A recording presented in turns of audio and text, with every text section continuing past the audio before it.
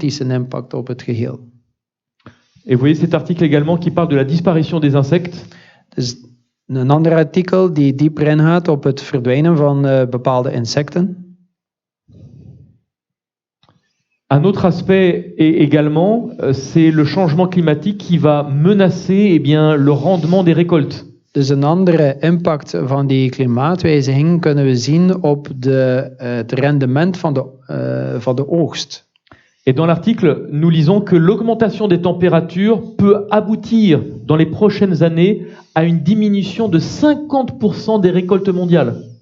Dus bepaalde studies geven aan dat het eigenlijk wel zo kunnen zijn dat als de temperatuur verder blijft stijgen zoals we het nu zien, dat teweeg zal brengen dat de oogst tot 50% minder zal opbrengen wereldwijd. Et là, en 2018, après le réchauffement climatique, 1/3 des récoltes des légumes va disparaître.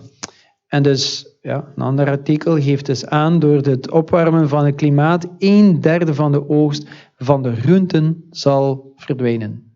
Le réchauffement climatique également favorise le ravage des récoltes par les insectes nuisibles. Ja, aan de andere kant, wat niet deugt, doet het dan wel weer goed. Dus door het opwarmen zien we dat de oogst zal eigenlijk vernietigd worden door insecten, maar dus die schade toebrengen. Donc on a vraiment une réorganisation qui n'est pas seulement le réchauffement climatique, c'est toute la réorganisation de notre chaîne alimentaire qui est mise en jeu. Ja, dus het gaat dus niet enkel om temperatuur en klimaatswijziging, maar eigenlijk heeft het een impact op de hele voedselketen. Et je dirais que la Belgique est concernée au premier plan. En in België zijn we daar zeker niet los van die beweging of van die gevolgen. La Belgique fait partie des pays les plus à risque au niveau de la pénurie en eau au monde. Ja, dus inderdaad. België, hoe raar dat ook mag klinken, maar dus België hoort inderdaad tot een van de regio's die het meest kritieke zijn ter wereld als het aankomt op regenwater. Et la projection, c'est de voir que la Belgique peut se retrouver en termes de pénurie en eau dans la même situation que le Sahara. Ja, dus het is moeilijk te begrijpen hoe het kan, maar dus blijkbaar zou het zo zijn dat wij hier in België in een situatie zijn dat wij zouden in een kritieke situatie kunnen komen waarbij het regenwater even schaars zou kunnen worden als in de Sahara. Et vous avez toute la carte de l'Europe. Dus je ziet hier de volledige kaart van Europa. Avec la projection sur la pénurie en eau. Met dus hoe donkerder, hoe meer naar het rood. Dat zijn dus de gevaarzones in verband met problemen rond regenwater en grondwater.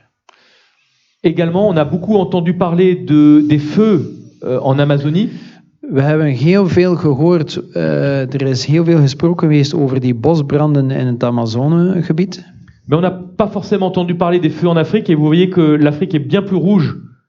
Bien plus rouge. Il y a de très nombreux points rouges en Afrique par rapport à l'Amazonie. Maar hoewel we heel veel gehoord hebben over het Amazonewoud, eigenlijk hebben we heel weinig gehoord over Afrika. En je ziet, het aantal rode steppen daar is zo intens dat het eigenlijk bijna één rode streep is. Het zijn geen steppen meer. Également sur la partie Ukraine, Russie, etc. Toute cette partie-là. Ça c'est la Sibérie. Hein, mais... La Sibérie, pardon, c'est la Sibérie. L'Ukraine est là.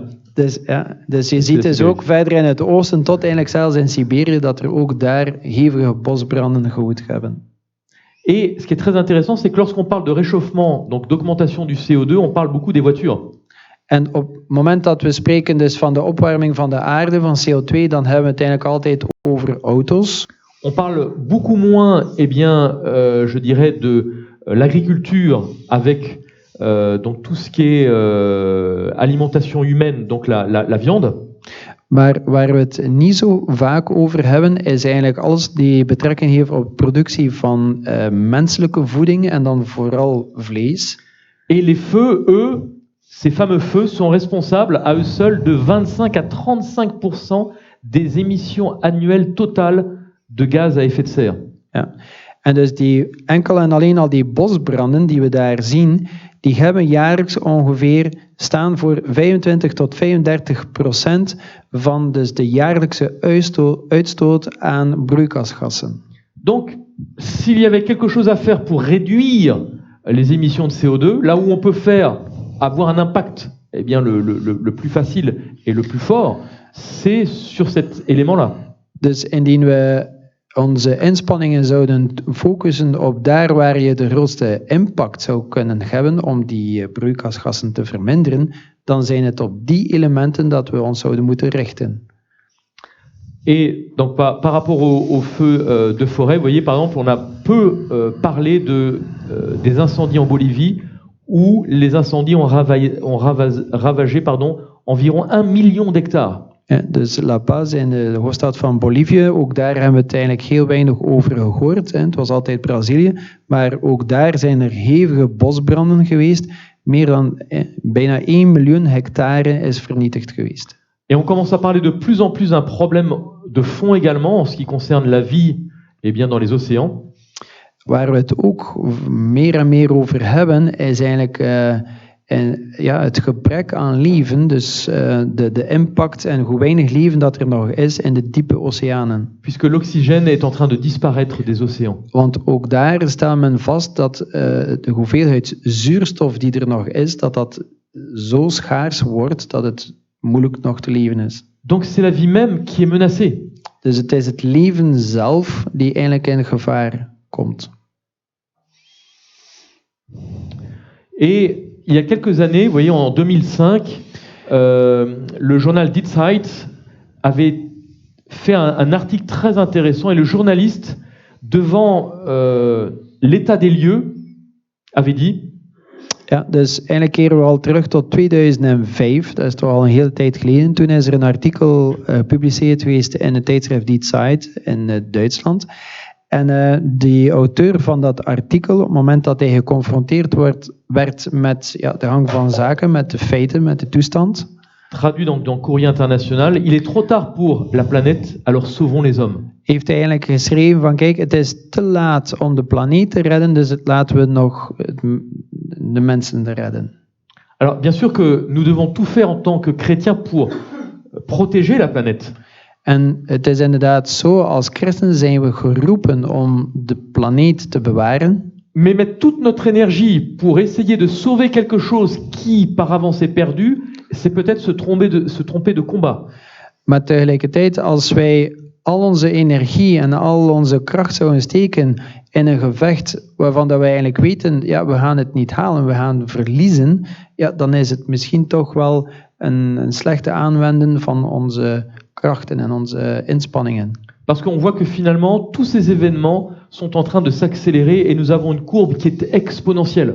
Want we zien dat al deze gebeurtenissen, al die feiten komen altijd maar sneller en sneller. Dus het is een exponentiële curve. Et donc aujourd'hui, face à ces éléments, eh bien, on parle aujourd'hui de survivalistes. Dus ten opzichte van, of als reactie ten opzichte van al die gebeurtenissen, zien we dat er nu een groep zich vormt en men noemt die de overlevers.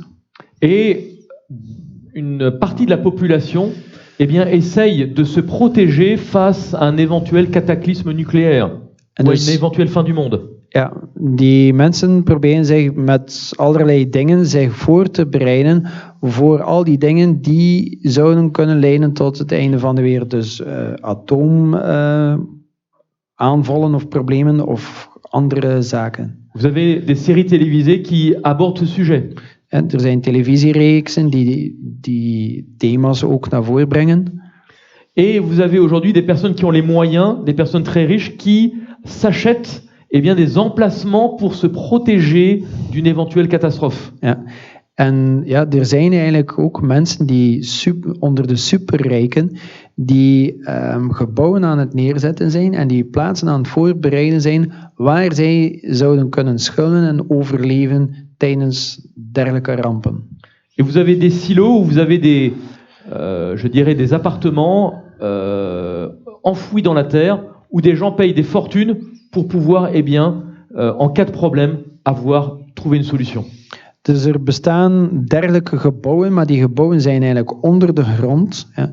En je moet eigenlijk al een fortuin betalen om zo'n kleine studio te kunnen huren, waar je dus kan schuilen in geval van wereldwijde ernstige ramp. Voilà, nous avons vu qu'il est important de ne jamais laisser quelque chose d'important devenir urgent. Dus we hebben gezien dat het belangrijk is om iets dat belangrijk is niet dringend te laten worden. Et il faut reconnaître que tout est une question de perspective. En we moeten erkennen, alles hangt eigenlijk af van hoe de zaken bekijkt. Maintenant, je vais vous poser la question suivante. Quel est de ces deux figures le rond qui est le plus grand? Dus de vraag is, als je kijkt naar die zwarte cirkel, welke van die twee is de grootste? Voilà, on a l'impression que c'est à droite, mais les deux sont identiques. Voilà, dus we kennen dat allemaal al, dat trucje. Hè? Dus, maar eigenlijk hebben we wel de indruk dat die rechter groter is dan de linker, maar eigenlijk zijn ze gelijk. Et vous voyez comment des fois une perspective peut nous faire voir les choses différemment.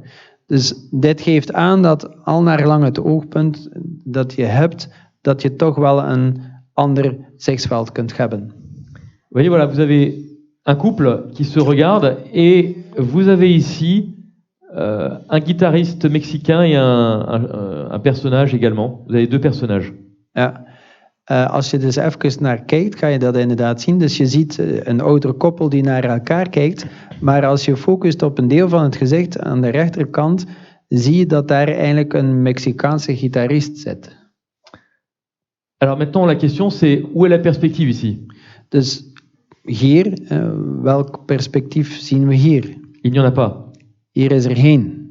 Ou, Of, si on voit toute l'image, il y a une perspective. maar als we het volledige beeld zouden zien, dan is er wel. Et c'est exactement ce qui est en train d'arriver à notre monde. En het is net dat die eigenlijk, ja, dat is het beeld die weergeeft de toestand van onze wereld vandaag. Dans la grande controverse, nous lisons la citation suivante. Dus in de grote strijd lezen we volgend citaat. Notre époque offre un intérêt capital pour nous tous. Je dis tout et tu traduis ou? Oui, oké, oui. Okay. Gouvernement, hommes d'État, tous ceux qui occupent des postes de confiance, tous ceux qui réfléchissent, ont l'attention attirée sur les événements qui se déroulent autour de nous. Ils suivent avec intérêt les rapports qui existent entre les nations. Ils notent la tension qui s'exerce sur les événements terrestres et ils se rendent compte que quelque chose d'important et de décisif va se produire. Le monde est à la veille d'une crise énorme.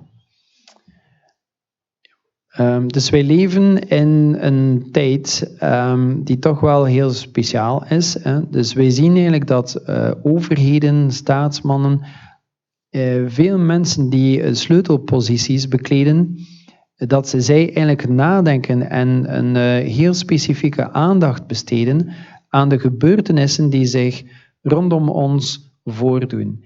En zij volgen deze zaken met zeer aandachtig en zij maken verslagen op van wat dat er gebeurt tussen de verschillende naties.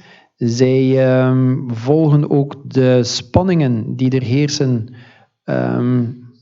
of die spanningen dat zich dat teweeg brengt. Dus wat dat er gebeurt in de naties, die dingen gaan spanningen teweeg brengen. En dat zijn de zaken die zij eigenlijk ook allemaal opvolgen. En dus al die zaken zorgt ervoor dat zij tot de slotsom komen dat er iets heel belangrijks, maar ook iets beslissend zal gebeuren. Dus de wereld staat op de vooravond van een enorme crisis.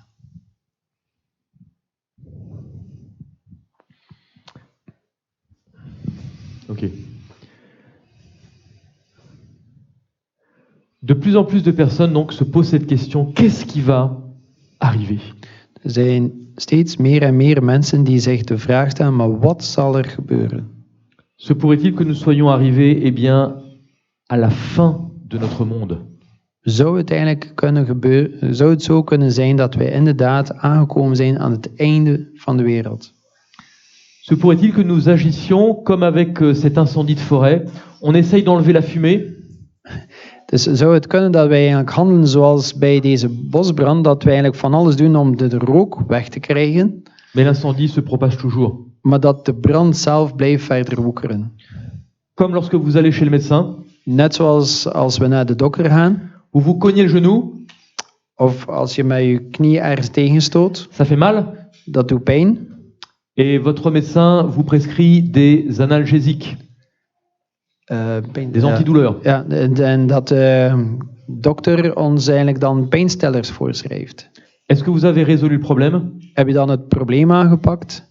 Non. Nee, totaal Vous niet. masquez, vous cachez cela. Je gaat enkel de gevolgen ergens een beetje gaan toedekken. Et se pourrait-il que notre monde fonctionne de la même façon, Dus zou het kunnen dat onze wereld dan ook op diezelfde manier te werk gaat? sans faire de diagnostic en profondeur pour connaître réellement quelle est la cause de tout cela? Waarbij dat we handelen zonder eigenlijk stil te staan en na te denken van wat is nu eigenlijk aan de basis, wat is de grondslag van wat dat er eigenlijk nu allemaal gaande is. Parce que nous sommes condamnés à reproduire les erreurs du passé si nous ne connaissons pas notre passé. En dus wij zijn gedoemd om de fouten van het verleden te herhalen indien we het verleden, onze geschiedenis, niet kennen. Et des fois, on peut avoir la tête dure. En soms kunnen we nogal koppig zijn. On se souvient tous du Titanic. We kennen allemaal de Titanic.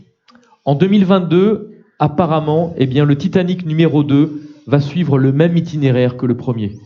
Ja. Dus in het jaar 2022 zal er een Titanic 2 zijn. En die zal dus in zee gaan en dezelfde reis volgen dan Titanic 1. On se souvient de cette catastrophe avec le tsunami en 2004. Wij herinneren ons in 2004 die grote tsunami. La mer s'est retirée, les animaux ont fui et personne n'a bougé. Ja, dus dat is die in Indonesië, Aceh.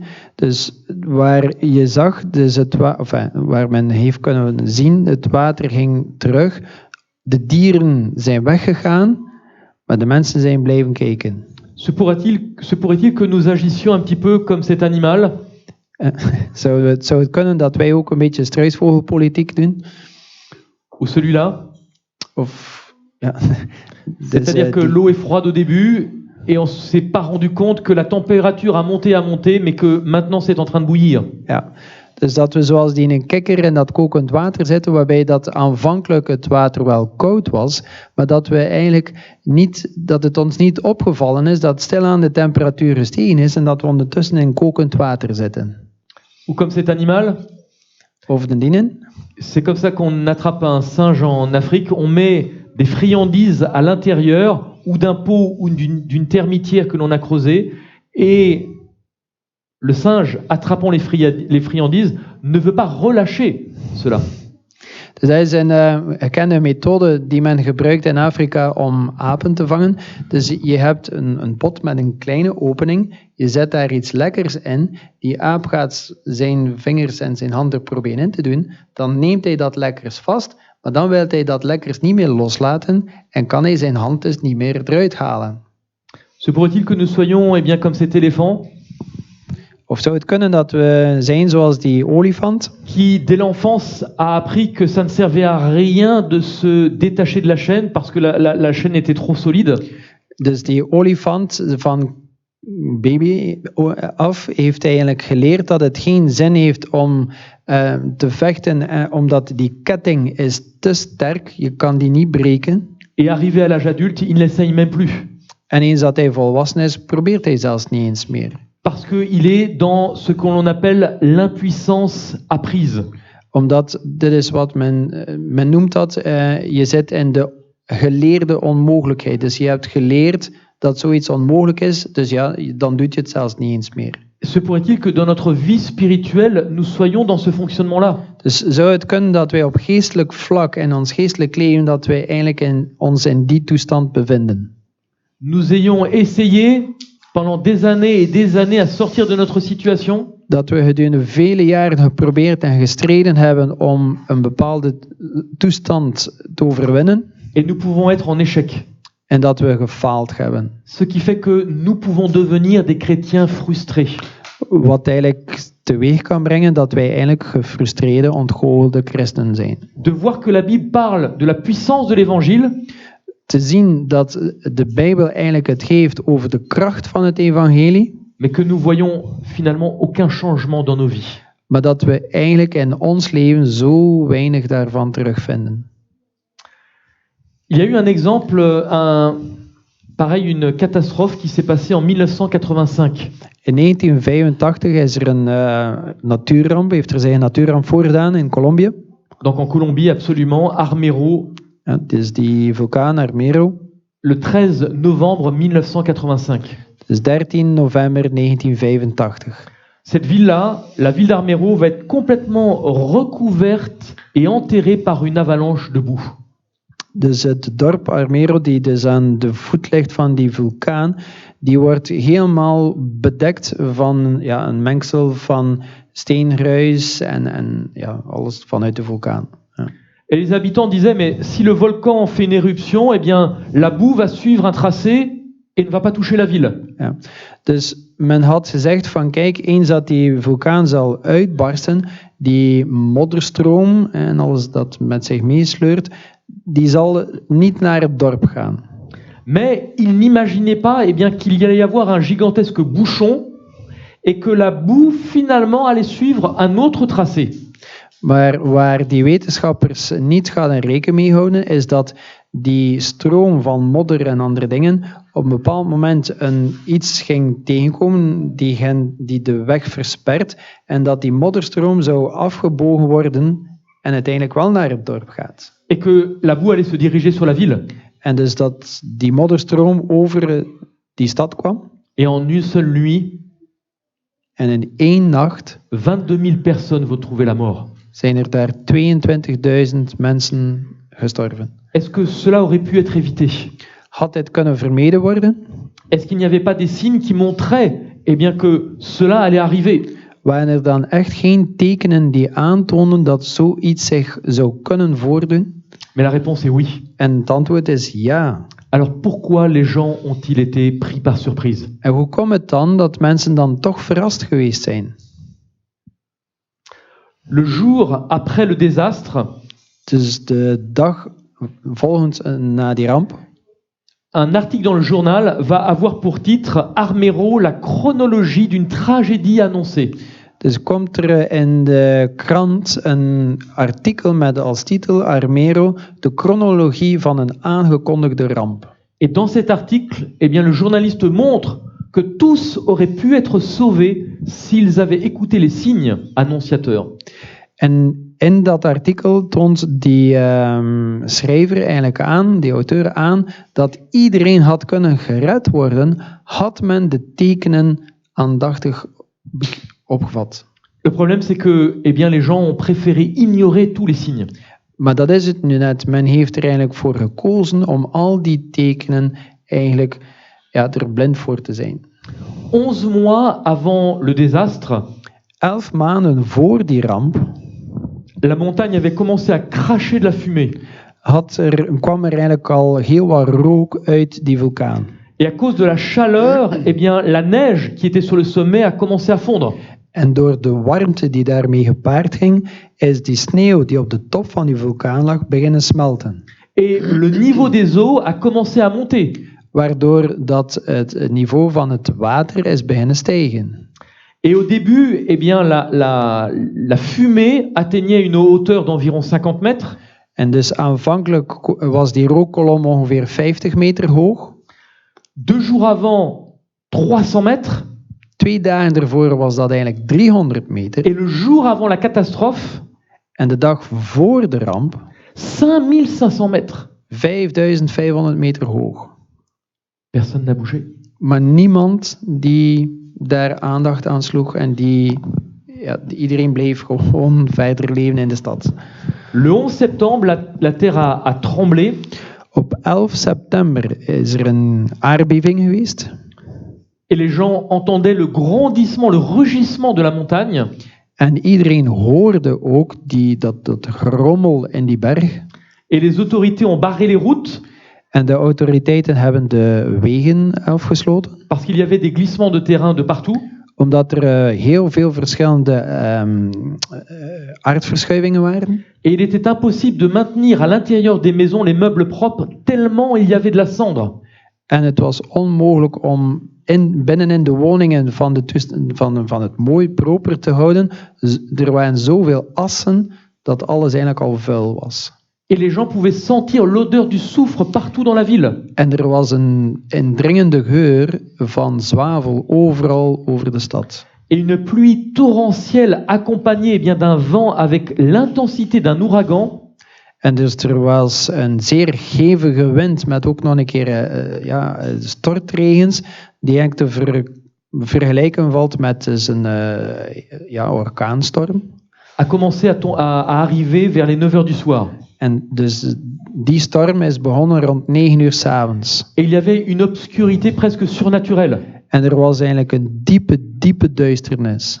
Et malgré tous ces signes, 22 000 personnes vont trouver la mort. En ondanks al die tekenen hebben 22.000 mensen de dood gevonden. Et parmi ces personnes, cette jeune fille dont on se souvient tous, la petite Omera. Ja, en dus waaronder dat kleine meisje daar, diegenen die er toen nog al waren en zich misschien nog herinneren, het meisje Omera. Pourquoi ces signes ont été ignorés? Waarom heeft men eigenlijk geen aandacht gegeven aan al die tekenen?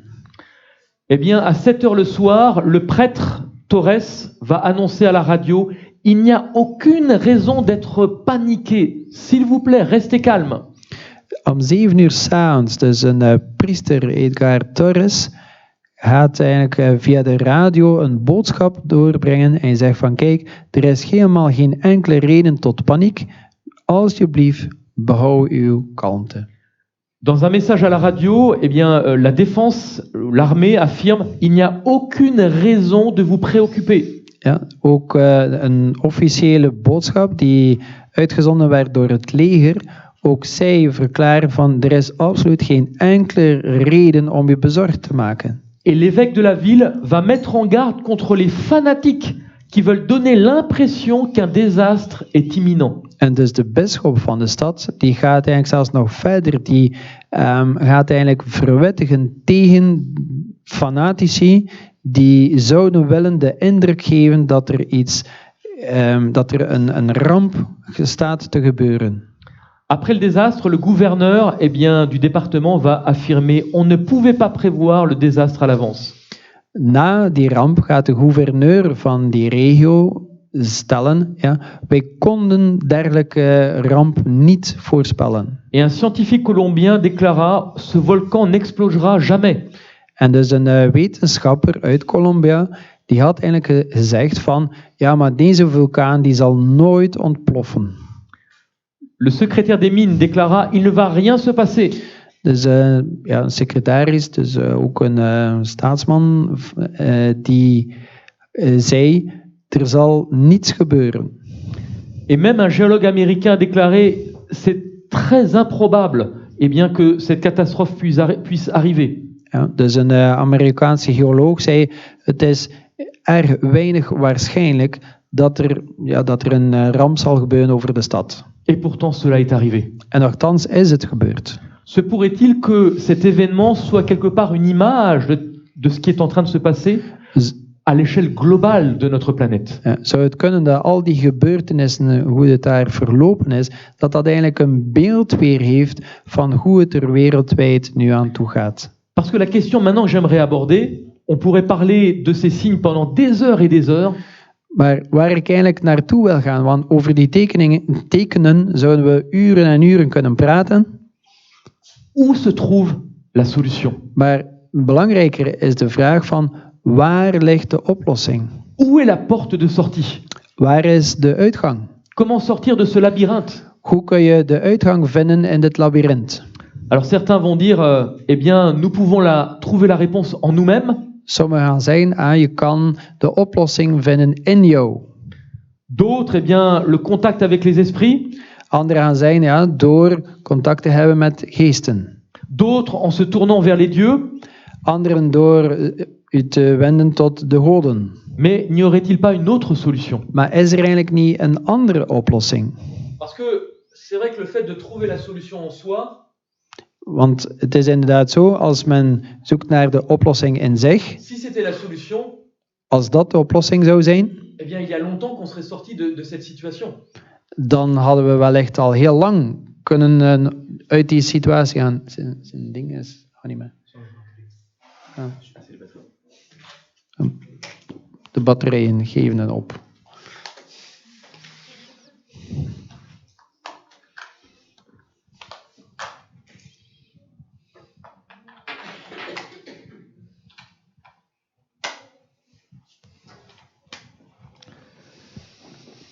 Et vous voyez, au travers de cette image, lorsqu'il faut faire des changements, il y a toujours ceux qui critiquent, ceux qui disent ce qu'il faut faire, et ceux qui font réellement sont toujours une minorité. Dus in dit beeld zie je van, kijk, je hebt een hele lange reeks van mensen die kritiek hebben. Dan heb je al wat minder mensen, maar toch nog redelijk veel mensen die zeggen wat we allemaal zouden moeten doen. Maar dan heb je slechts enkelen die effectief iets doen.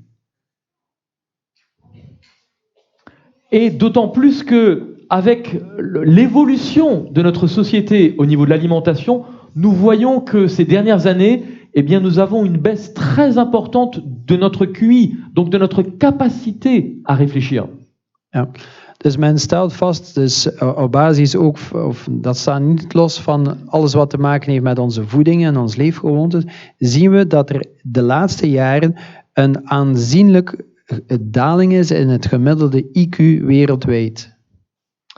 Alors, eh bien, se tourner vers les esprits pour essayer de recevoir la solution en rentrant en communication avec les esprits, est-ce que c'est une solution? Ja, zou het dan een oplossing zijn om ons te wenden tot de geesten en door te communiceren met de geesten dat we op die manier tot een oplossing zouden komen?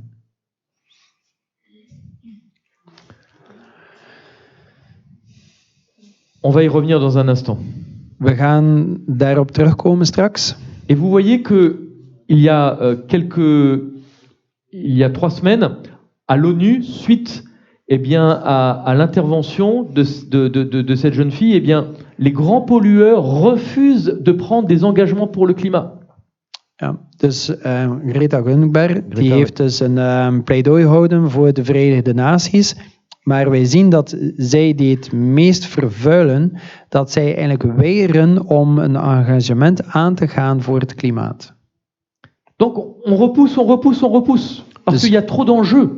We stellen uit, en telkens opnieuw stellen we uit, omdat er veel te veel op spel staat.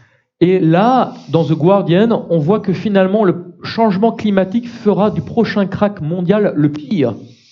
Dus in The Guardian is er een artikel gepubliceerd geweest met als titel dat de klimaatwijziging zal er eigenlijk voor zorgen dat de volgende crash, de wereldwijde crisis, de ergste ooit zal zijn. L'inaction climatique risque de causer des pertes économiques mondiales de 23, non pas millions, non pas milliards, mais trillions de dollars par an.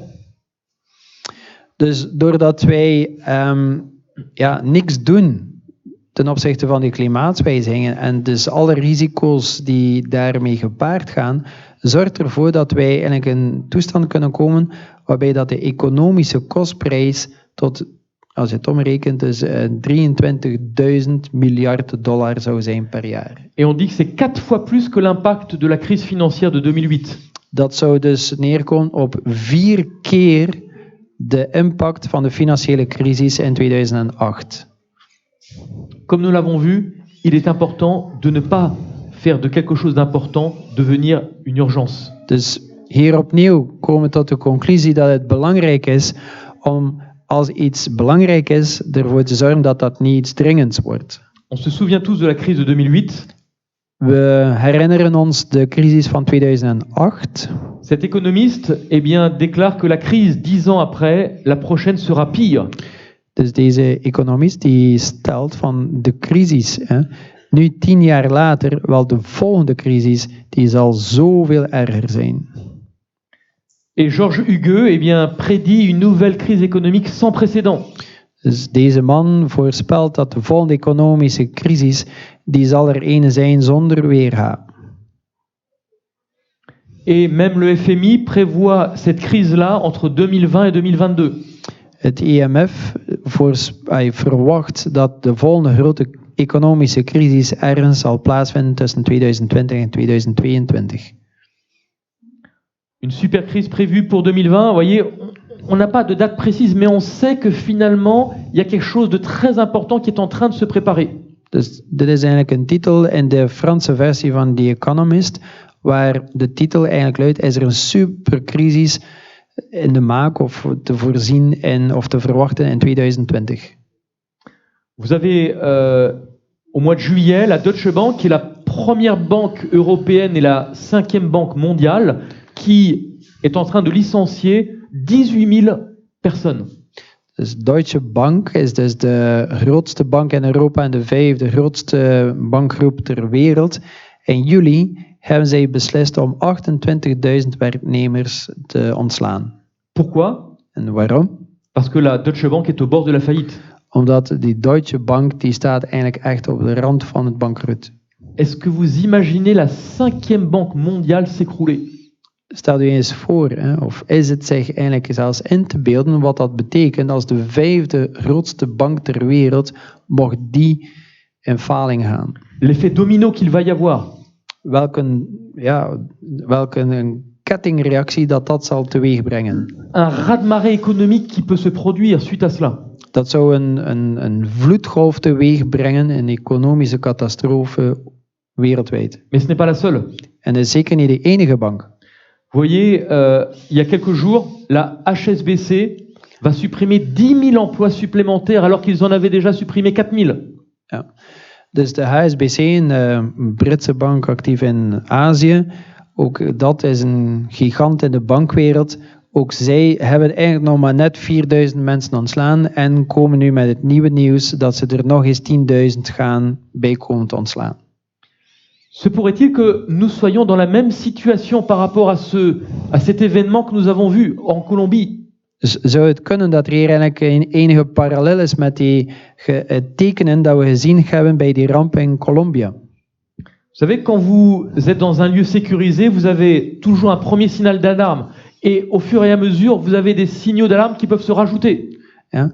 Als je ergens in een situatie bent waar je je redelijk veilig voelt, maar toch zie je zo'n alarmsignaal, naarmate dat de tijd vordert, zie je dat knipperlicht altijd maar meer en meer en meer en dringender knipperen. Et c'est comme si on était en train de les déconnecter les uns après les autres en disant c'est pas grave, tout va bien se passer. Maar wij, hoe handelen wij? Eigenlijk is het alsof dat we al die signalen, iedere keer die signalen uitschakelen, één voor één, en dat we telkens zeggen, want het is geen probleem, het is geen alarm, geen probleem. Et j'aimerais revenir en arrière à l'époque où il y avait 3 grandes puissances qui dirigeaient le monde. Ik zou even historisch gezien een stap achteruit willen zetten naar de periode waar de wereld eigenlijk beheerst werd door 3 grote blokken. Jusqu'en 1989. Tot 1989. Et vous avez ce livre qui est paru en 1989. En dat is een boek dat verschenen is in 1989. Écrit par un jésuite. Dus de auteur ervan is een jezuïet. Le titre est le suivant, Les clés de ce sang. Dus de titel van het boek is de sleutels van dit bloed. Et le sous-titre, Le pape Jean-Paul II contre la Russie et l'Occident pour le contrôle du nouvel ordre mondial. Ja, en de subtitel is de paus Johannes Paulus II versus Rusland en het Westen voor de controle van een nieuwe wereldorde. Voilà. Malachi Martin a écrit plusieurs ouvrages sur le Vatican. Dus ik weet niet of dat duidelijk is. Dus je hebt dus, de paus Johannes Paulus II versus Rusland en het Westen om eigenlijk de controle te verwerven over de nieuwe wereldorde. Et il déclare que nous le voulions ou non, que nous soyons prêts ou non. Of we het nu willen of niet, of we er nu klaar voor zijn of niet. Nous sommes tous concernés par une compétition qui concerne 3 puissances. Zijn we allemaal betrokken in die strijd tussen deze 3 grootmachten. La plupart d'entre nous ne sont pas impliqués directement dans cette compétition. De meesten onder ons zijn daar eigenlijk niet rechtstreeks mee betrokken in die strijd. Nous en sommes les enjeux. Maar wij zijn,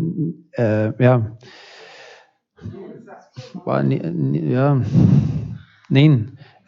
Eigenlijk gaat het erom dat ze controle willen hebben over ons. Dus ja, in zekere zin zijn we het doel. Ja. Car le but de cette compétition est tout simplement de savoir qui va établir le premier système unique de gouvernement qui n'ait jamais existé. Want eigenlijk het doel van die strijd is eigenlijk niet minder dan te bepalen wie onder hen de eerste zal zijn om een wereldwijd heersend systeem op punt te stellen. La compétition est lancée Dus de strijd is begonnen et rien ne peut l'arrêter ou la freiner. en niets zal die kunnen stoppen of afremmen. Rien. Niks. Rien. Absoluut niets. Et il est intéressant de remarquer Het is toch belangrijk om te onderlijnen que le Vatican, en partenariat avec les États-Unis et la CIA, Dus het is belangrijk om toch te weten dat de paus samen met dus het Westen en de CIA ensemble ont travaillé pour détruire le communisme. hebben eigenlijk samengewerkt om het communisme te overwinnen. C'est un dossier complet qui, à l'époque, a été publié dans le Time magazine. Dit is eigenlijk iets dat volledig uit de doeken gedaan geweest is in Time magazine. Mais on oublie une chose. Maar we vergeten één zaak. On oublie que il y a 3 prétendants pour obtenir le gouvernement mondial. Maar er zijn dus 3 kandidaten, bij wijze van spreken, om dus die wereldheerser te worden. 2 se sont alliés ensemble pour détruire le troisième. 2 onder hen hebben eigenlijk samengewerkt om één te vernietigen. Mais il en reste 2. Maar er zijn er nog 2. Et on oublie que les 2 sont en train de mener une bataille à mort pour gagner le gouvernement mondial. En die 2 leveren nu een strijd tot de dood om uiteindelijk als enige wereldheerser te blijven. Et l'auteur nous dit que finalement, eh bien, le but du Vatican, c'est d'arriver à diriger l'ensemble des nations. En dus die persoon, die auteur, geeft dus aan dat het doel van het pausdom is eigenlijk niets minder dan te komen tot een wereldheersend systeem waarvan zij onder de controle van hebben. Et il dit que à l'époque, donc on est en 89, En dus in 1989 zei hij al, et il dit que nous allons voir ce gouvernement se mettre en place. wij zullen dat systeem van een wereldheersend systeem, wij zullen dat nog meemaken. Et Jacques Mitterrand, qui est le frère de l'ancien président François Mitterrand, En dus Jacques Mitterrand, de broer van François Mitterrand, il était général, dus Jacques Mitterrand was een generaal, et il a écrit cet ouvrage, en die heeft dit werk geschreven, La politique extérieure du Vatican. de buitenlandse politiek van het Vaticaan. Et dans ce livre, il dit que le catholicisme n'a en rien renoncé aux objectifs qu'elle avait au Moyen-Âge. En daar schrijft hij eigenlijk gewoon letterlijk van, kijk, het katholicisme is eigenlijk in nog niets veranderd. Zij hebben nog steeds dezelfde doelstellingen als in de middeleeuwen. Et l'objectif qu'elle avait au Moyen-Âge, eh bien, c'était de réunir, c'était de construire le Saint-Empire romain germanique.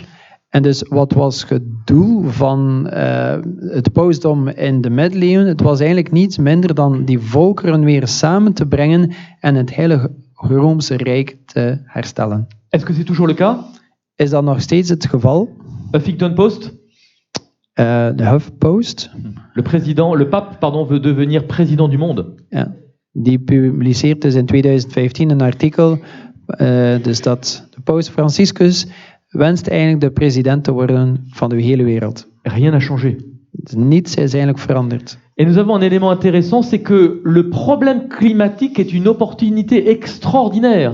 En we zien dat die klimaatwijzigingen eigenlijk een fantastische opportuniteit geven pour les dirigeants religieux. aan die kerkelijke leiders. Et on voit que par ce moyen-là, eh bien, le changement climatique permet de réunir l'Église et l'État. En we zien dus dat die klimaatwijzigingen, die problematieken rond klimaat, dat die eigenlijk er ook voor zorgen dat er weer een toenadering is en samengaan is van kerk en staat. Et vous avez en Inde, qui est un pays absolument pas concerné par ce problème, En in Indië, een land die eigenlijk heel weinig te maken heeft met die problematiek, les problèmes, eh bien, qu'a le Vatican. Dus de problemen en zo in verband met het Vaticaan. Et vous avez ce penseur qui a proposé la solution suivante. En dus die filosoof denk ik, die heeft het volgende voorgesteld. C'est d'utiliser le dimanche comme jour de repos. Dat is eigenlijk om de zondag te gaan gebruiken als rustdag. Pour permettre à la terre de se reposer. Zodanig dat de wereld en de aarde zou kunnen rusten. Et on voit que cette idée est en train de se généraliser. En deze gedachtegang begint eigenlijk ingang te vinden een beetje overal. Et on parle aujourd'hui de sabbat vert. Dus we hebben het vandaag over een groene sabbat. Et ce qui est intéressant, c'est Sénèque qui posait la question, ou qui interpellait: le coupable est celui à qui le crime profite. Ja, er is een spreekwoord dat zegt: de schuldige is vaak diegene voor wie dat de misdaad het meest loont. À qui profite le crime? Dus de vraag is dan: wie heeft dus het meest baat bij de misdaad? Eh bien, tout simplement à celui qui veut remporter la bataille pour le gouvernement mondial. Wel, het antwoord is eenvoudig. Diegene die eigenlijk die strijd om de controle van de wereld wil winnen. Et regardez cette vidéo qui a été faite pour la promotion de l'encyclique Laudato Si du pape. Ja, dus nu gaan we een kleine film zien. Dat is een video die gemaakt geweest is op het moment dat het boek, dit encycliek Laudato Si, uitgegeven geweest is, om de mensen ertoe aan te sporen om het te lezen. T'as le son? Ouais. Le son? Le son? Ah, ok.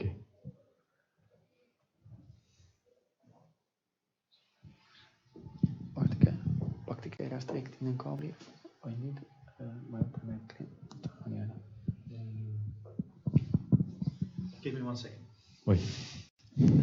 Dus even geduld voor het geluid.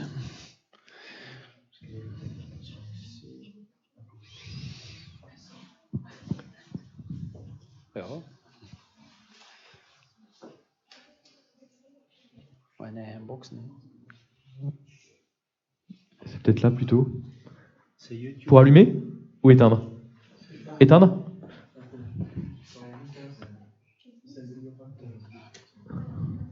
Oui, mais Tu vois plus rien?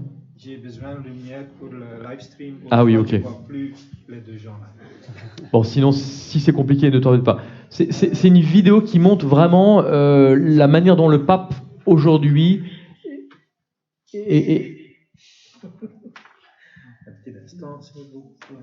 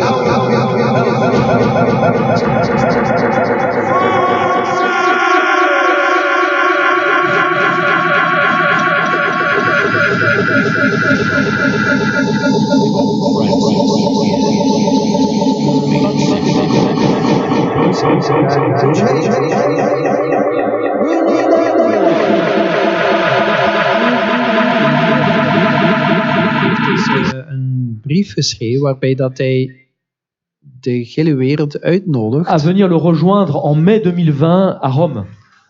Waarbij dat hij dus de hele wereld uitnodigt om hem naar Rome te gaan in mei 2020. Et il propose quoi? Tout simplement un pacte éducatif mondial.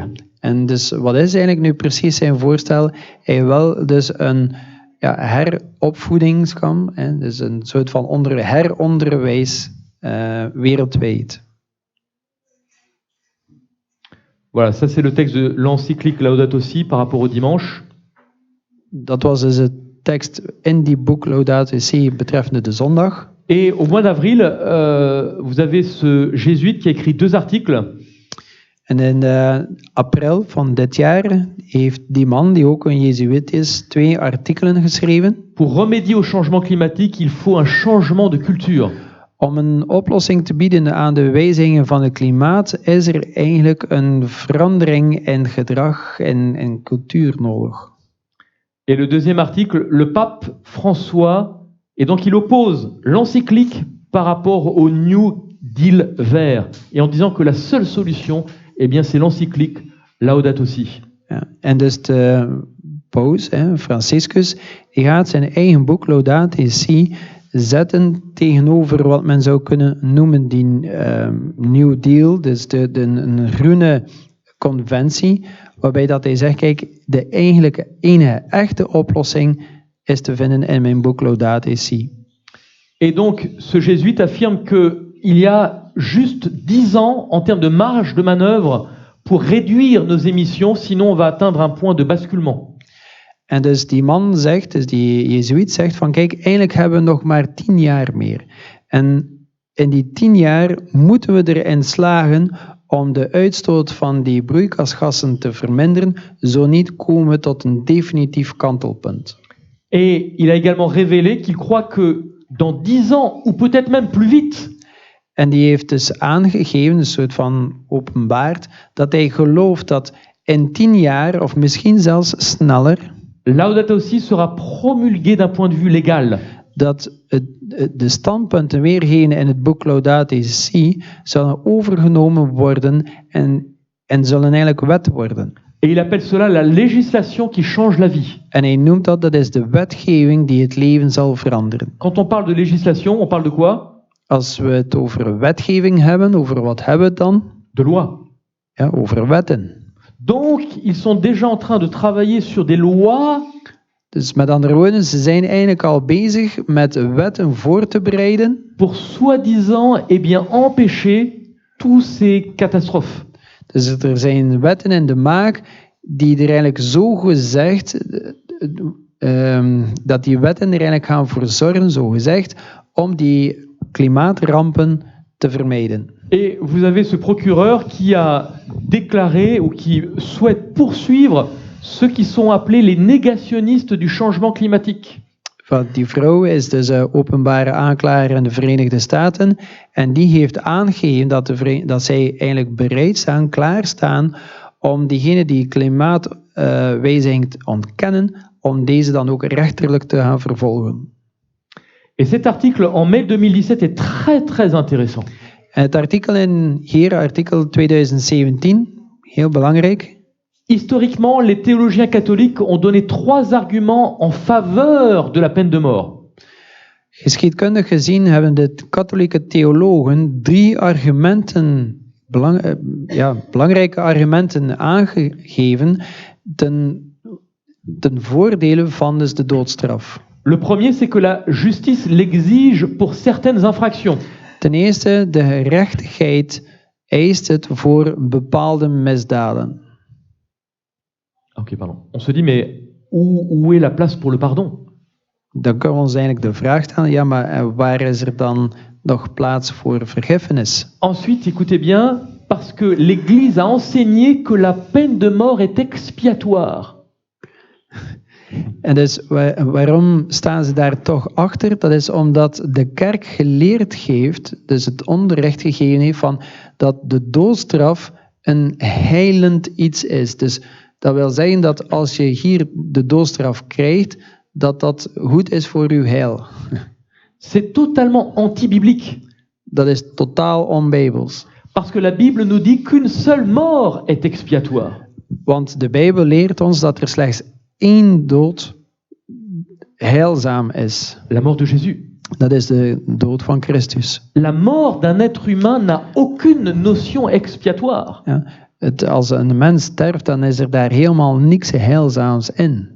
Et troisième point, écoutez bien, En derde punt, ongelooflijk, c'est que la peine de mort peut parfois servir le bien commun. dat de doodstraf eigenlijk ten voordele komt van ten goede van de maatschappij. Et il se base sur saint Thomas d'Aquin, En hij beroept zich daarop op Saint Thomas van Aquino, qui déclare que si un homme est dangereux et contagieux pour la communauté, en dus die kerkvader, die zegt, indien iemand gevaarlijk is en ook een gevaar betekent voor de gemeenschap, il est avantageux qu'il soit tué dan is het beter dat die zou sterven, pour préserver le bien commun. om eigenlijk het gezamenlijke goed te vrijwaren. C'est exactement l'argument qui a été utilisé par l'Inquisition pour tuer entre 40 à 50 millions de personnes. Dat is nu net het argument dat gebruikt geweest is om de inquisitie goed te spreken. De inquisitie die eigenlijk 40 à 50 miljoen doden, moorden eigenlijk veroorzaakt heeft. Et là, frères et sœurs, En daar, beste broeders en zusters, si vous prenez la tragédie des siècles, als we opnieuw de grote strijd nemen, Ellen White dit une chose, Ellen White zegt daar heel duidelijk, Rome ne change jamais. Rome verandert nooit. Rome n'a changé en rien. Rome is inderdaad in niets veranderd. C'est parce qu'elle ne peut pas assassiner et tuer qu'elle ne le fait pas pour l'instant. Dat is gewoon omdat ze niet de macht heeft om te doden en te moorden, dat ze het ook niet doet op dit moment. Parce que ne pas comprendre d'où nous venons peut être fatal. Als we niet begrijpen van waar we komen, als we onze geschiedenis niet kennen, dat kan fataal zijn. Ne pas comprendre où nous en sommes peut être fatal. Niet weten waar we nu staan in de tijdslijn kan fataal zijn. Et ne pas comprendre où nous allons peut être fatal. En niet begrijpen waar we naartoe gaan kan fataal zijn. Parce que nous ne pouvons traverser ce qui est devant nous avec nos propres forces. C'est impossible. Want het is niet mogelijk voor ons om datgene wat voor ons ligt, om dat te overwinnen. Je vais essayer d'avancer un peu plus vite. Ik wil een beetje sneller gaan. Quelle est la solution? Waar ligt de oplossing? Et je vous ai dit que certains essayaient de rentrer en contact avec les esprits. Ik heb gezegd, er zijn verschillende methoden. Sommigen pleiten ervoor om contact te nemen met de geest. Et certains peuvent le faire avec ce qu'on appelle le chamanisme. En sommigen doen dat via de shamanen. C'est le moyen idéal pour rentrer en contact avec les esprits. Dat is een ideale methode om in contact te komen met de geesten. Mais qu'est-ce qui se passe Maar wat gebeurt er dan eigenlijk lorsque precies ces personnes font cela? als die mensen dat doen? En Amérique du Nord, une étude a été faite. In Noord-Amerika is er eigenlijk een studie uitgevoerd geweest. Qui a été faite alors qu'une personne va rentrer en transe. En die studie is gedaan geweest op het moment dat iemand in trance gaat. Et vous avez ici l'électroencéphalogramme au repos. Ja, dus daar zie je, ik weet niet wat de juiste term is, encéphalogram of zoiets. Ja, dus eigenlijk heeft dat je hartslag weer. Nee? Je hersenactiviteit. Oké. Dus dat geeft je hersenactiviteit weer op het moment dat je eigenlijk in rust bent. Et un chaman a accepté de rentrer en transe pour que son état cérébral soit étudié. Ja, en dus een shamaan was akkoord om dus dit te laten gebeuren op het moment dat hij in trance gaat. Et pour rentrer en transe, eh bien, elle va utiliser un certain type de musique très spéciale. En dus die shamaan gaat om in trance te raken een heel specifieke muziek gaan gebruiken. Des musiques que nous pouvons écouter tous les jours si nous mettons la radio. En dat is een type muziek die wij eigenlijk elke dag horen op het moment dat we de radio aanzetten. Ou si nous laissons nos enfants regarder Walt Disney, c'est les mêmes musiques. Of als we onze kinderen laten kijken naar Walt Disney films. Et ces musiques, ce sont des musiques d'incantation pour la prise de possession des esprits. En dat is eigenlijk een muziek waarbij dat we eigenlijk aangeven van kijk, dat we laten eigenlijk de geesten toe dat zij ons brein, ons denken overnemen. Donc elle rentre en transe par l'intermédiaire de sa musique et de sa méditation. Dus ze komen in trance door middel van die muziek en meditatie. Donc il y a deux choses ici qui sont intéressantes. C'est en jaune, c'est son état cérébral. Dus in het geel hebben we hersenactiviteit. Ja. Donc cela montre eh bien, que cette personne, elle est au repos, mais elle est consciente de ce qu'elle fait. Ja, dus die lijn zoals die daar staat, geeft aan dat die persoon in rust is, maar tegelijkertijd bij bewustzijn van wat die aan het doen is. Et quelqu'un qui est mort cérébralement a une ligne plate. Dus iemand die hersendood is, dat zou een vlakke lijn zijn. Et en rouge, on voit une courbe de gestion de ses rythmes vitaux. En in het rood zien we een lijn van zijn belangrijkste levensparameters. Ja. Alors maintenant, qu'est-ce qui se passe au début de la transe? Dus wat gebeurt er nu bij het begin van die trance? Vous voyez, ça n'a plus rien à voir. Dat is nu helemaal anders. La courbe vitale en rouge, Die rode lijn, eh bien, on voit que quelque chose arrive. C'est comme s'il y avait une sorte de brouillage. dat is eigenlijk net alsof dat er een soort van mist begint. Et écoutez bien le commentaire du professeur, qui est pas du tout chrétien. En laten we luisteren naar het commentaar van de professor die zelfs niet eens een christen is, maar de professor die die studie Il doet. dit, Hij zegt, c'est comme si un esprit essayait de rentrer dans la personne. het is eigenlijk net alsof dat er een andere geest probeert binnen te dringen in die persoon. Et il dit, c'est comme s'il y avait un conflit.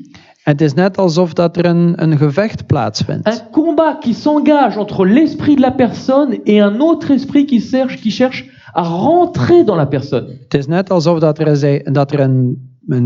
een strijd plaatsvindt tussen het bewustzijn van die persoon en die andere geest die probeert binnen te dringen in die persoon. Et on retrouve ça avec toutes les phases oranges qui sont entourées. On voit qu'il y a une lutte. En dus wij zien dat bij in elke van die oranje elliptische cirkels, dat er daar eigenlijk zich een strijd voordoet. Alors qu'elle est censée être en repos. Alhoewel die persoon in principe geacht is om in rust te bevinden. Le cerveau à ce moment-là est dans un état de ce qu'on appelle de méditation transcendantale. Dus de hersenen zijn in een toestand van hersenmeditatie. Que l'on peut obtenir également en pratiquant l'hypnose, le yoga ou toutes sortes de techniques. En dit is eigenlijk een toestand die men kan verkrijgen op verschillende manieren, dus ook via yoga en andere methodes. Alors que il n'est censé rien y avoir, son cerveau est totalement actif. Dus hoewel die persoon in rust is en hoewel er in principe helemaal niks zou moeten plaatsvinden, zien we dat zijn hersenen zeer actief zijn. Et en haut ici, en rouge, avec les tirets, En dus in die rode stippenlijnen daar bovenaan, son état de conscience est beaucoup plus pâle, c'est-à-dire qu'il s'affaiblit, son niveau de conscience s'affaiblit, diminue. zien we dat zijn bewustzijn vermindert. Et donc ce combat s'est engagé dans son inconscient.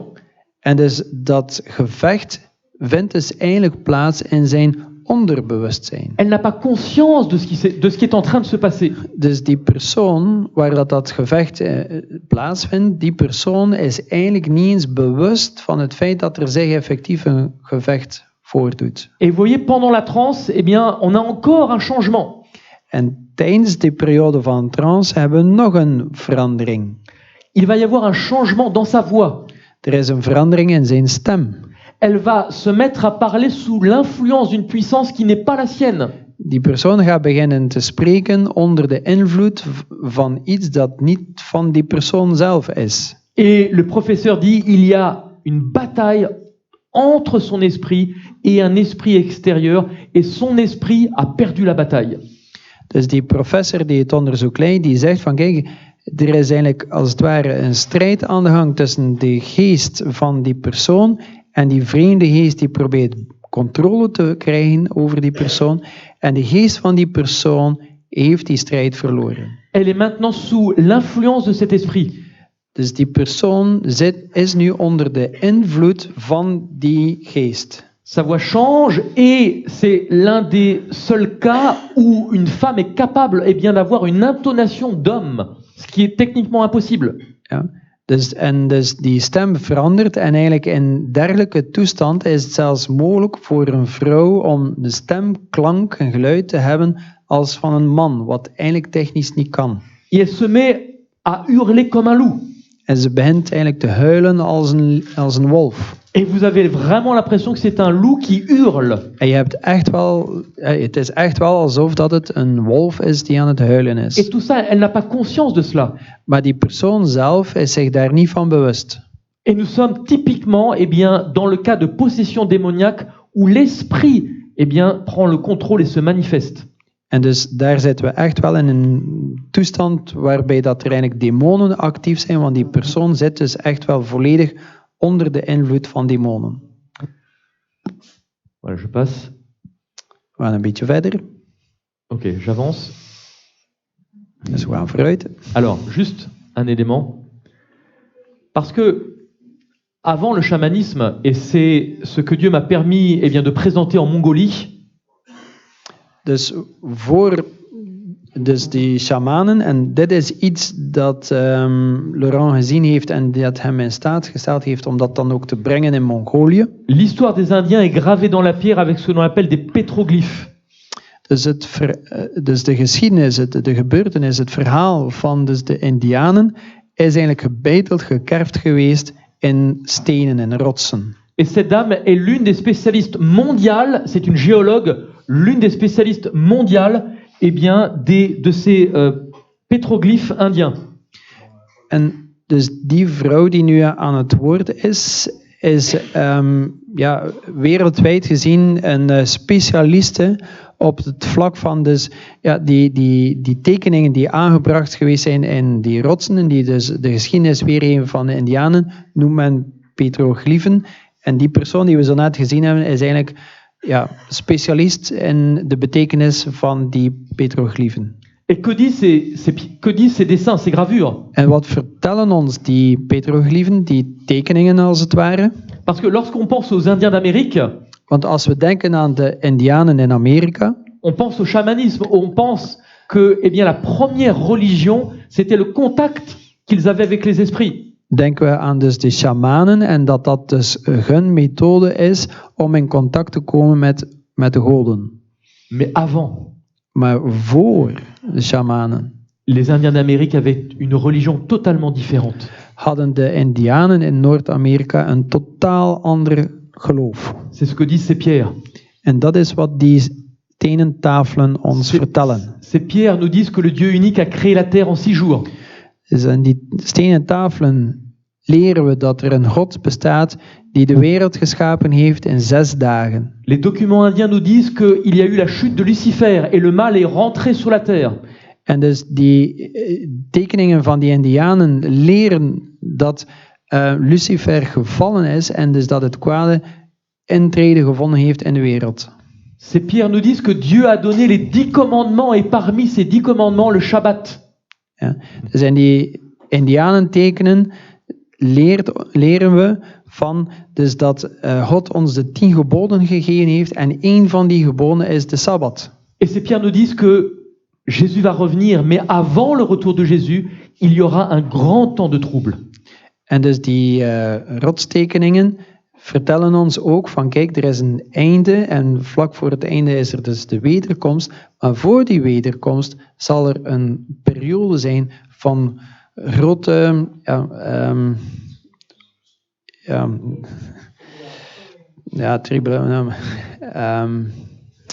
Un grand temps de trouble, oui, des tribulations ou... verwarring, onrust. Ja. On voit finalement que ce que Jésus avait annoncé, les pierres sont en train de crier, entre guillemets. Dus eigenlijk datgene wat wij in de Bijbel lezen, de stenen vertellen ons eigenlijk net hetzelfde. Même la génétique est en train de confirmer tout cela.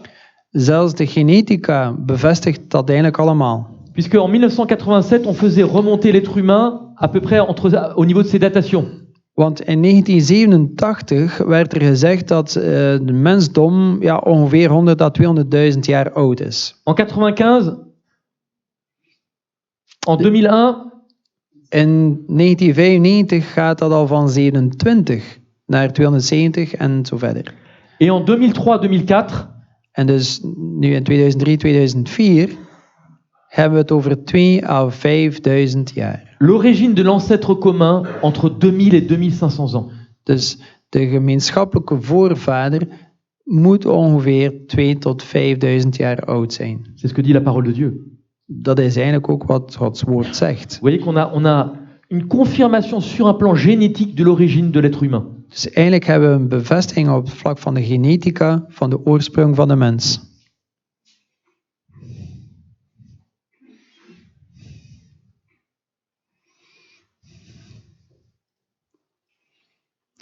Alors on voit que le monde est réellement dans les douleurs de l'accouchement. Dus we zien dat de wereld wel degelijk in de wee- en barensnood zit. Donc je vais terminer avec cette partie. Quelles sont les véritables raisons de ce dérèglement climatique? We gaan afronden met dat laatste stuk. Hè. Wat zijn nu de werkelijke redenen voor die veranderingen in het klimaat? Nous avons un texte extraordinaire dans Apocalypse chapitre 7 In Openbaring hoofdstuk 7 hebben we een fantastische tekst qui nous dit que Dieu retient les vents waar we lezen dat God de 4 winden tegenhoudt. jusqu'à ce qu'il ait marqué le front de ce serviteur du sceau de Dieu. Totdat hij een teken aangebracht heeft, een zegel op het voorhoofd van zijn knechten. Alors maintenant, quelle est la solution pour sortir de ces problèmes qui sont tellement nombreux? En wat is nu eigenlijk de oplossing voor al die problemen die zo talrijk zijn? Il n'y a qu'une seule solution. Eigenlijk is er maar één enkele oplossing. De la même façon qu'on pourrait dire qu'aujourd'hui, tous les chemins mènent à Rome, Net zoals we een dag van vandaag zouden kunnen zeggen dat alle wegen naar Rome leiden, sauf un, is er behalve één weg, la parole de Dieu. het woord van God. Et là, la seule solution que la Bible nous donne, En dus het woord van God geeft ons één oplossing. c'est de recevoir le sceau de Dieu. Dat is eigenlijk het zegel van God te ontvangen. C'est la seule solution. Is de enige oplossing. Maintenant, à qui? Parce qu'on pourrait parler de la marque de la bête. Ok, pas de problème. Ja, we zouden kunnen dieper ingaan op wat is het merkteken van het beest. Mais moi, ce qui m'intéresse, c'est comment maintenant recevoir le sceau de Dieu. Maar eigenlijk wat dat veel belangrijker en voor ons vooral van belang is van hoe kunnen we nu het zegel van God Et le ontvangen. verset 3 nous dit En het vers 3 zegt ons, que le sceau de Dieu est donné à qui? daar lezen we aan wie dat de zegel van God gegeven wordt. À qui est-il donné? Aan wie wordt die gegeven? Non, à qui est-il donné? À qui? Les saints, non? Non? Reprenez le texte. Non? À qui en français? Ceux qui sont scellés. Oui, mais... Ok, qui sont ceux qui sont scellés? Qu'est-ce que dit le texte? Wie zijn diegenen die Vous l'avez verzegeld sous les zijn? yeux. Je hebt het eigenlijk hier voor u staan. En hij zeide, breng geen schade toe aan de aarde, nog aan de zee, nog aan de bomen, Oui. voordat wij de knechten van onze God aan hun voorhoofd verzegeld hebben. Dus wie? J'ai entendu quelque chose? Bij mij een K en het eindigt op Les echten. serviteurs. Voilà. Regardez bien le texte. Le texte nous dit que le Dus het- sceau est donné à qui? Aux serviteurs de Dieu. Dus het gaat dus wel degelijk over de knechten van God. Alors maintenant, qu'est-ce que le serviteur de Dieu? Dus wat betekent dat nu eigenlijk een knecht zijn van God? Allez, on va dans Galates. We gaan naar Galaten. Galates chapitre 1. Galaten hoofdstuk 1. Voilà. Galates chapitre 1.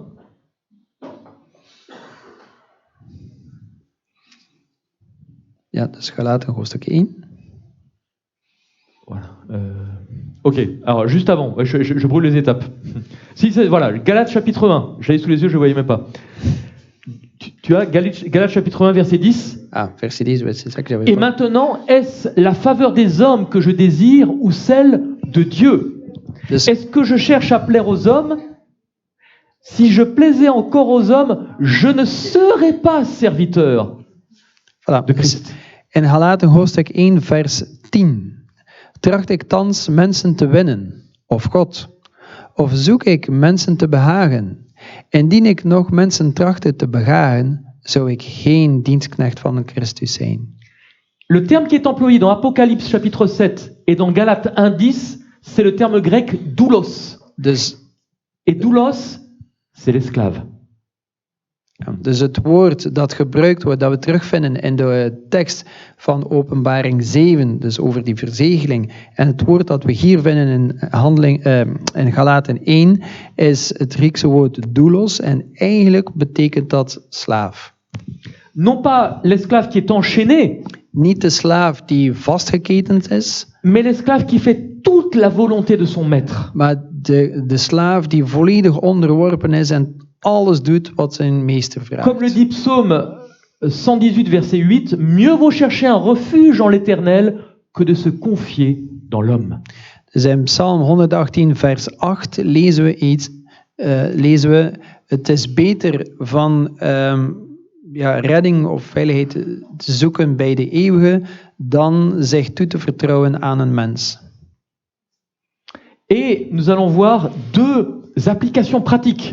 En we gaan nu twee heel duidelijke toepassingen zien. Quand vous voyez ce qui s'est passé lorsque Jésus a guéri ce jeune homme qui était aveugle, dans Jean chapitre 9. In Johannes hoofdstuk 9 zien we dat Christus iemand gaat gaan genezen die blind was. Et Jésus va le guérir un jour de sabbat. En hij gaat hem genezen op een sabbatdag. Et les pharisiens sont en colère. En de farizeeën die zijn kwaad. Et ils posent cette question. En zij stellen hem dan ook de vraag: Est-ce que tu es né aveugle? ben jij blind geboren? Et ils savaient réellement quel était son état. En ze wisten wat dat zijn toestand eigenlijk was. Ils savaient que c'était Jésus qui l'avait guéri. Ze wisten heel goed dat het Jezus was die hem genezen heeft. Mais les parents savaient que Jésus était haï des pharisiens. Maar de ouders wisten dat Christus eigenlijk gehaat werd door de farizeeën. Et ils ont peur d'affirmer que c'est Jésus qui est à l'origine de cette guérison. En daardoor zijn ze bang om dus te getuigen dat Christus diegene is die aan de basis ligt van die redding, van die Et au genezing. verset 21 et 22, nous voyons la raison pour laquelle ils ne disent rien. En in het vers 21 zien we wat dat de reden nu is waarom ze niets zeggen. Ils répondent, nous ne savons comment il voit et nous ignorons qui lui a ouvert les yeux. Daar is alleen, maar wij weten niet hoe het komt dat hij nu kan zien en wij zijn onwetende over wie hem de ogen heeft geopend.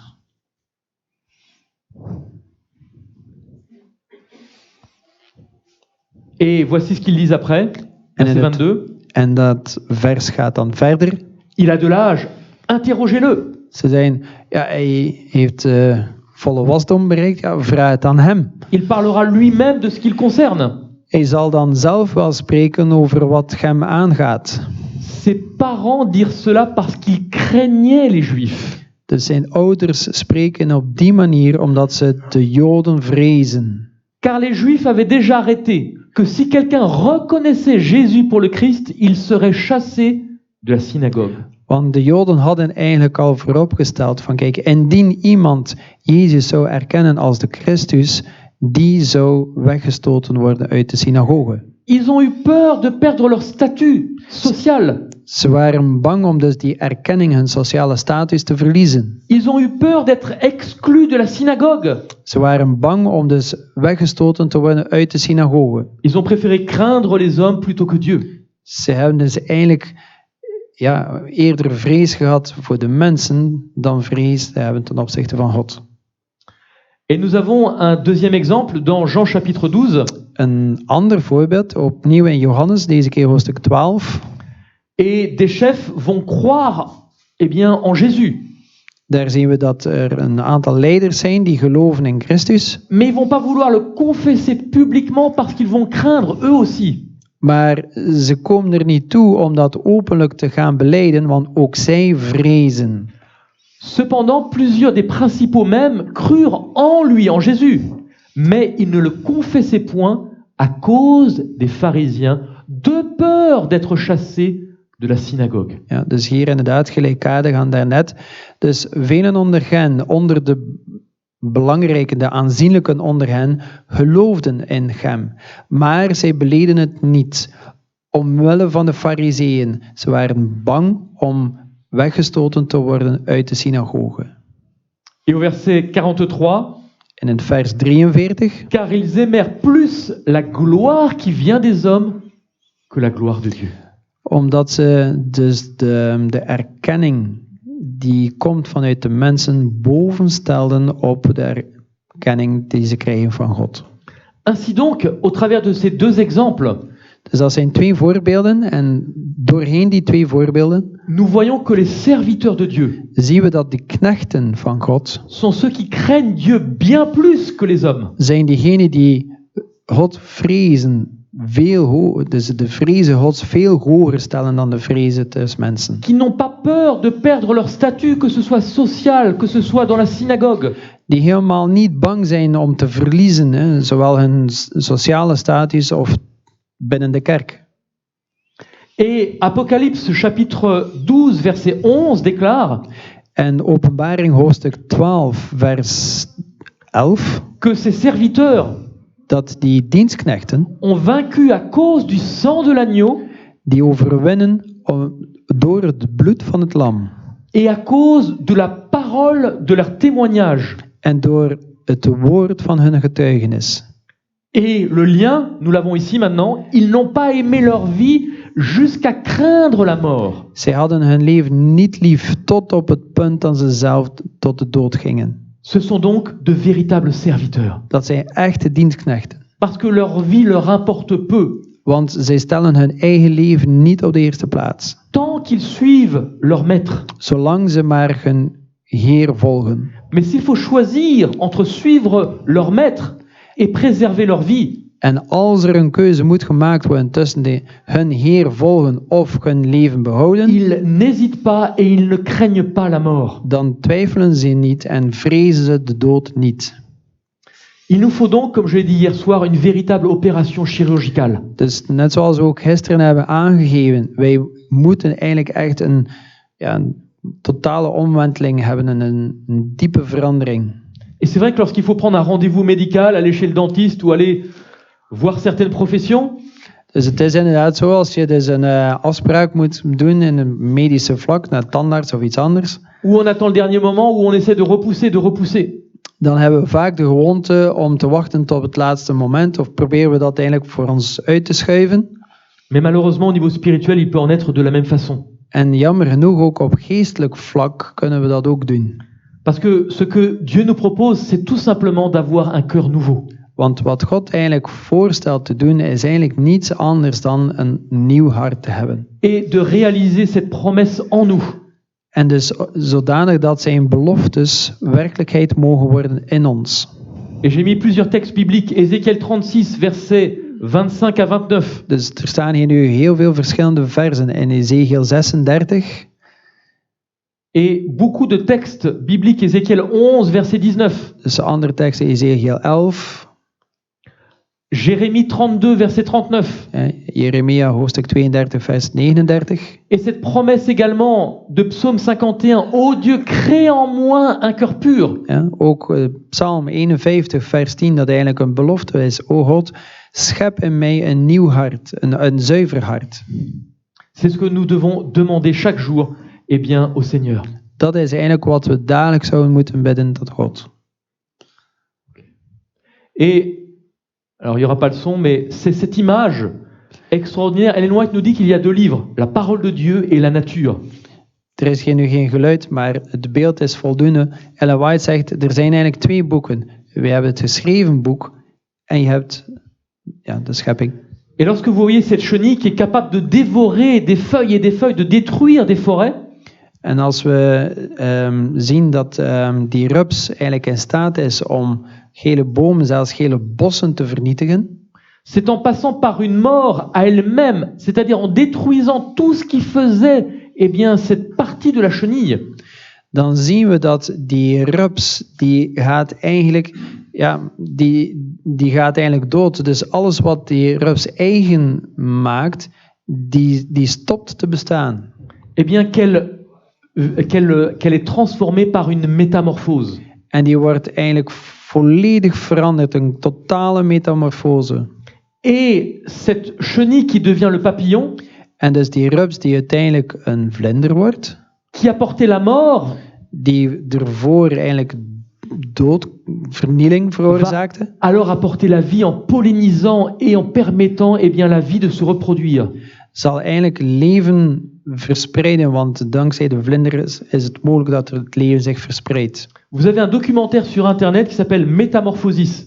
Si vous voulez, je te remettrai le lien. Je ne sais pas s'il est en néerlandais, mais il est en français, il est en anglais. C'est magnifique. Er is een documentaire, dus met dus de naam Metamorfose. En ja, misschien bestaat hij niet in het Nederlands, maar we gaan die link wel ter beschikking stellen.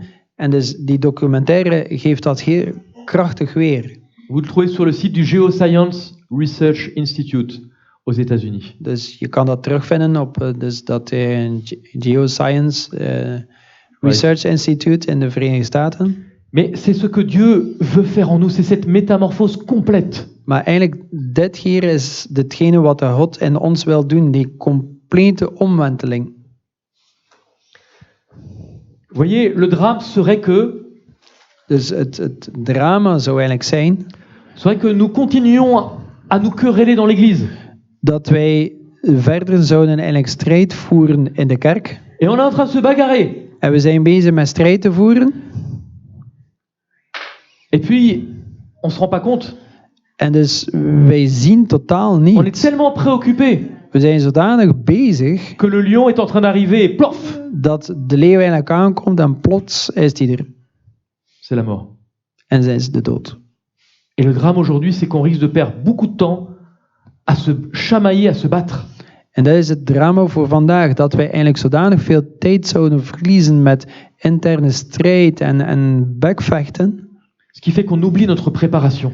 zodanig dat we eigenlijk onze voorbereiding vergeten. Et on oublie la mission. En we vergeten onze zending. Et malheureusement, on passe beaucoup trop de temps à se quereller. En dus jammer genoeg verliezen we toch nog altijd veel te veel tijd in bekvechten. Il y a deux attitudes très intéressantes dans la parole de Dieu. C'est celle de Jonas et celle de Jésus. Er zijn twee toch opmerkelijke houdingen in het woord van God terug te vinden. Dat van Jonas en dat van Christus. Les deux se sont endormis dans un bateau. Allebei vallen in slaap in een bootje. Mais l'un fuyait la mission de Dieu Maar de ene vluchtte voor de zending van God. et l'autre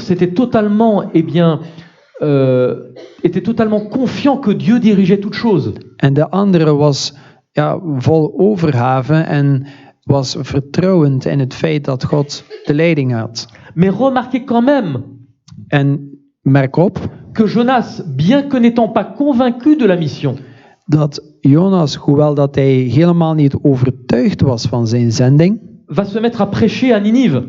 begint toch te preken in Nineve.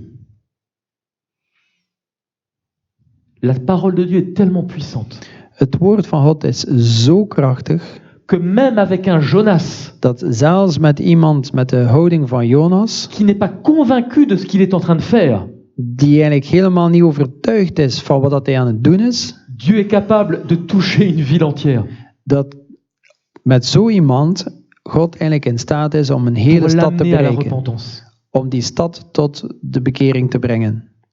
Frères et sœurs, si Jonas a pu voir cela se réaliser, Als zoiets zich heeft kunnen voordoen in Jonas, eh bien, demandons au Seigneur, si nous croyons réellement à la puissance de sa parole, eh bien, que par le message qui sera délivré, que nous puissions voir des hommes et des femmes se tourner vers Dieu et se repentir. laten we dan vertrouwen op het woord van God en steunen op zijn beloftes. Dus dat, als dat dus kan gebeuren met Jonas, dat ook wij zullen mogen zien dat mensen totaal gaan omvormd worden ter ere Gods. Parce que Dieu est le seul capable de nous donner la paix au milieu de la tempête. Want God is werkelijk de enige die ons vrede kan geven te midden van een storm. Et je pense que c'est ce dont le monde a besoin. En ik denk dat dat hetgene is wat de wereld nodig heeft. Que le Seigneur puisse nous aider à accomplir cette mission. Dat God ons mag ertoe berusten De dat trouver, wij die zending zou kunnen doen. de trouver la paix par rapport à tout ce que nous venons de voir.